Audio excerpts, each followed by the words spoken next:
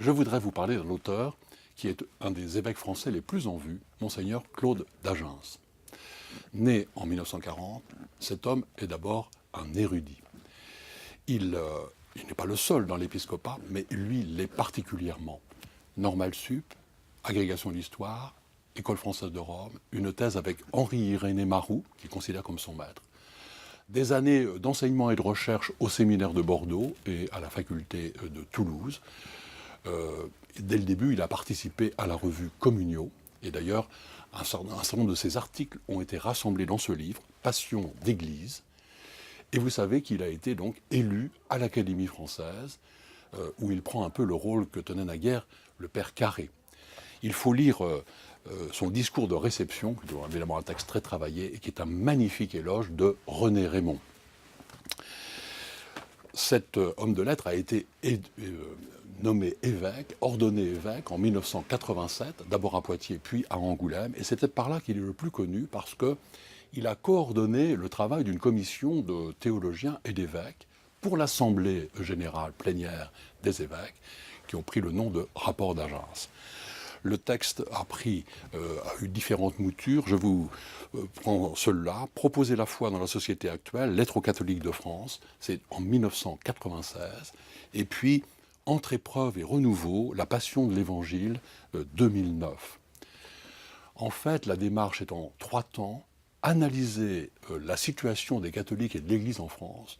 Deuxièmement, aller au cœur du mystère de la foi, approfondir la foi. Et troisièmement, se mettre dans une position active de proposition de la foi. Ces rapports très travaillés, qui sont une sorte de feuille de route pour l'Église de France, sont encore d'une très grande actualité.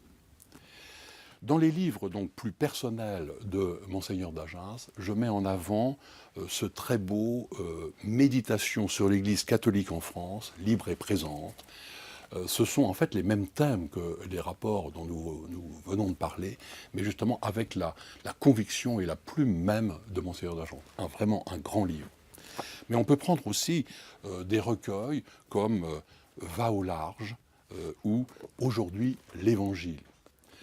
Je voudrais aussi signaler un petit livre magnifique, Le Rosaire de Lumière, qu'il a écrit avec Véronique Margron, une sœur dominicaine. C'est donc la méditation des 20 mystères du Rosaire, y compris évidemment les mystères lumineux.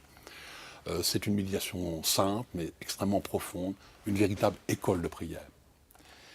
Et je termine par son dernier livre, qui sort de l'imprimerie, Catholiques de France, réveillons-nous.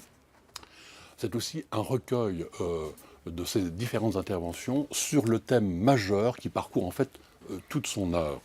Je le cite. « Au milieu des métamorphoses innombrables et souvent imprévisibles qui marquent les temps actuels, nous ne pouvons pas nous contenter de voir ce qui s'efface et ce qui disparaît. Nous sommes appelés à discerner aussi ce qui émerge et ce qui germe au milieu même de ces phénomènes souvent ambigus. » Voilà, un homme de culture, un pasteur, qui nous offre des ressources pour nourrir notre espérance et notre détermination à proposer la foi.